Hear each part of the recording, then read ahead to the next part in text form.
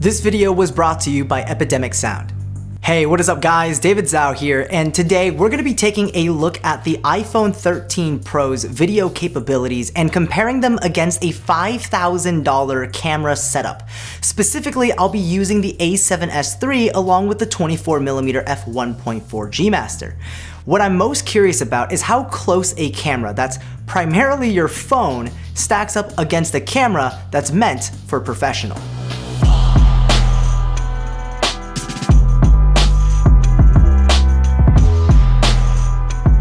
If you guys enjoy this kind of content, don't forget to leave a like and subscribe. It really does help a ton. Alright, let's start off with a comparison of some clips. The main thing here is I wanted to see how the iPhone handles sharpness, color, and dynamic range. So let's start off with a blind test of the iPhone footage versus footage out of the Sony A7S III.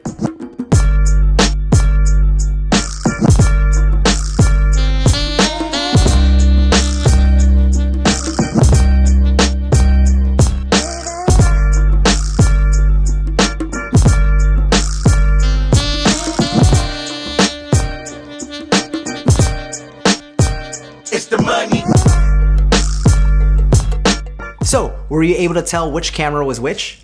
I think the difference is definitely noticeable, but it's not the olden days where phone footage was worse by like a huge margin. Typical of smartphone camera footage, the iPhone 13 Pro has footage that has noticeably over-sharpened edges. The contrast tends to be higher. I also feel like the footage straight out of the camera can feel too saturated, which works in some scenarios, but not in all scenarios. But as a base, I think the footage looks pretty good overall, thanks to the increasing size of the sensor and ability to shoot in HDR mode. With some color grading, footage from a phone, when intentionally shot to work around the known limitations, can give you some incredibly filmic results. Shooting on any camera should be done in manual so you can control what the final image looks like. So that means locking your exposure and focus before shooting a shot. It also means bringing down the exposure so that your highlights don't clip. And for some of the comparison shots with especially challenging lighting, like subjects with really bright backgrounds, I actually preferred the HDR look I could get from the iPhone 13 Pro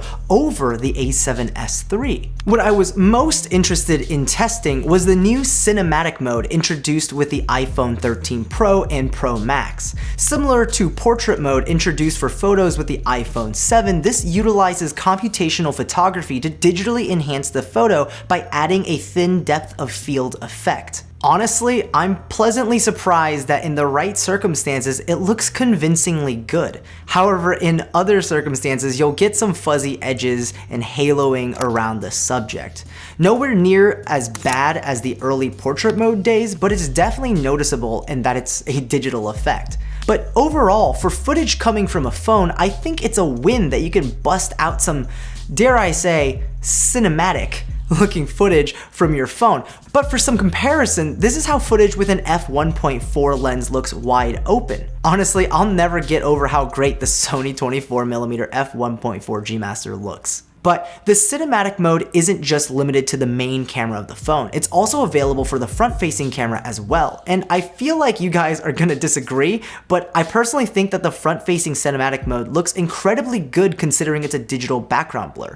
I've personally been using Teams and Zoom for video calls for work for over a year now, and while that background blur technology has gotten better, this just looks better to me. It's not perfect, edges are hazy, but overall, if you're looking to vlog with your phone in the right lighting, this adds another level of uniqueness that separates iPhone vlogs from something like an action camera vlog. Honestly, it just looks good. But you wanna know what sounds good though? The sponsor of today's video, Epidemic Sound. Epidemic Sound is a service that I've been using for over 3 years now as a paying customer. They have a huge library of not just professionally produced music, but also sound effects.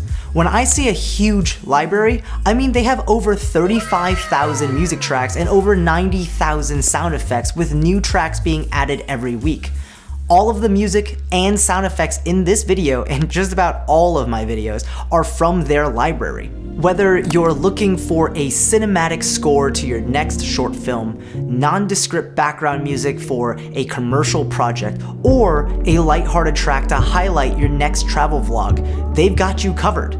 If you want to build out a beautiful, complex soundstage with a huge variety of ambience tracks and subtle sound effects, they've got you covered as well. You get access to their entire library with an affordable monthly subscription. If you're interested in checking out Epidemic Sound, use the link in the description down below and start your 1-month free trial.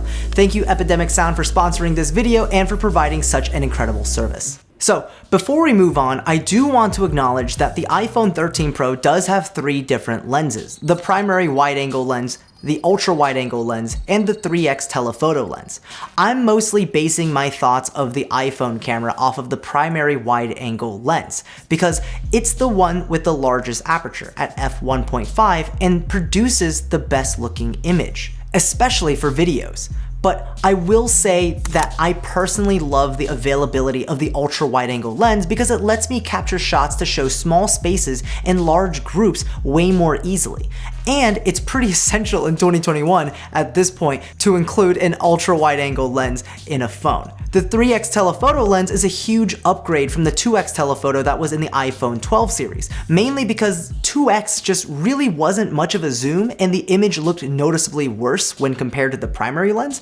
But the 3x telephoto actually gives me a reason to use it in certain scenarios, and the image looks much better than what was offered by the 2x before. Another question is how good the iPhone 13 Pro handles low light situations for videos. One disadvantage of mobile phone cameras is that the camera sensors are significantly smaller, allowing them to gather less light. And this results in grainier footage.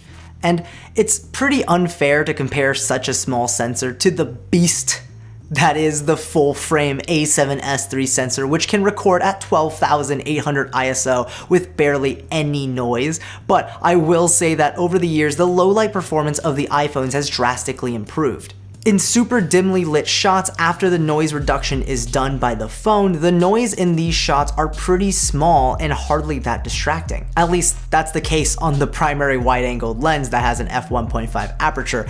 The ultra-wide-angle lens has an f1.8 aperture, and the 3x telephoto lens has an f2.8 aperture, and you can really see the difference in noise between these 3 lenses. And of course, you can take the iPhone 13 Pro footage even further by using a camera app like Epidemic Pro to shoot your videos in flat picture profiles, which should let you get more dynamic range out of your phone, as well as give you tons of pro manual features like the ability to lock your exposure, set your focus, and adjust your white balance. Ultimately, if you're trying to get the best possible footage out of your phone, this is what I would recommend.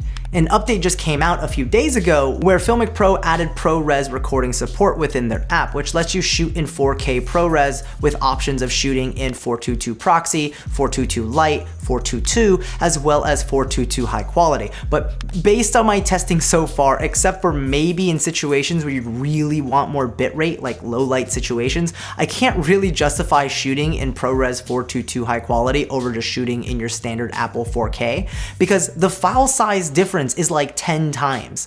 A 10-second clip in standard Apple 4K was 70 to 100 megabytes, but a 10-second clip in 422 high quality ProRes was around 800 to 1,200 megabytes. So unless you're constantly offloading footage from your phone to your laptop, you're gonna run out of space very quickly. And in situations where there's ample lighting, I could barely tell the difference between the 2 shots, even after adding some color grading and LUTs to really stress the footage. Finally, there's one last feature I want to talk about. See, all lenses have a minimum focusing distance. Take any camera or phone and move closer and closer to a subject until your autofocus or manual focus can't focus on the subject anymore. That is your minimum focusing distance. For most non-macro lenses, it's several inches, but for the iPhone 13 Pro, however, it's like a few centimeters.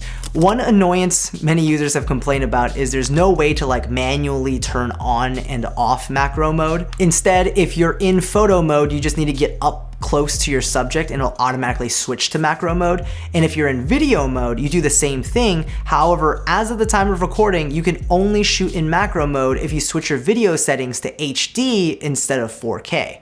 Which is kind of a big bummer, but at least you can have the option of shooting macro video. So here's my conclusion. Obviously, a real camera right now will always be the better option for shooting photos and videos. They are tools made specifically for that purpose with everything optimized to get the best results possible.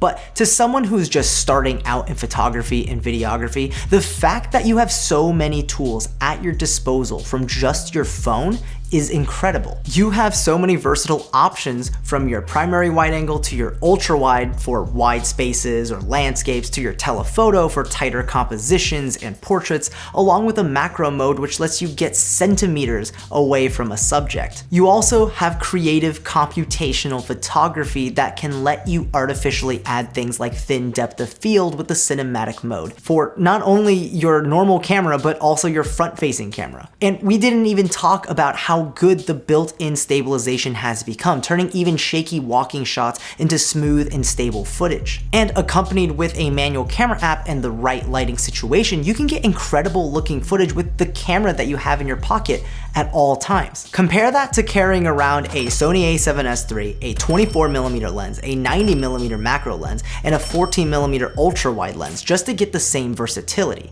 On top of that, computational photography will only get better with time, making those cinematic shots even more convincing and allowing digital noise reduction and sharpening algorithms to enhance images even further. So while I'm not going to be getting rid of my professional camera gear anytime soon, I will be shooting with the camera that's in my pocket a lot more frequently. That's it for this one, guys. If you enjoyed the video, don't forget to leave a like, subscribe, and get notified of when new videos are released. Let me know in the comment section down below on what you thought of the quality of the iPhone 13 Pro footage. Did you think it looked great, or did you think that the footage screamed phone video? Alright guys, thank you for watching, and as always, I'll see you in the next video. Peace.